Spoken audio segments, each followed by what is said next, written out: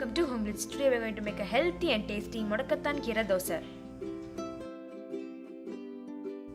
Today I have taken a handful of Mudakathan keerai, 1 green chili, half teaspoon of cumin seeds, 1/4 teaspoon of peppercorn.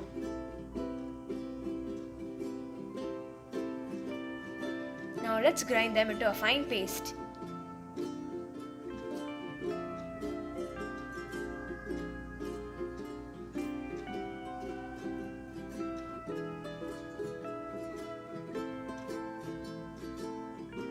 Now let's mix them with dosa batter.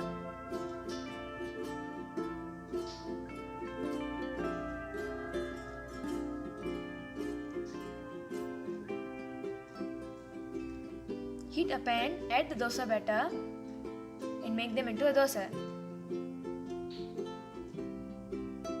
Add some oil on top. And now the dosa is ready.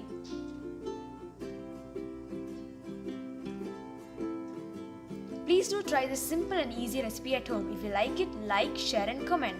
Don't forget to subscribe to Home Glitz. Thank you. Bye bye.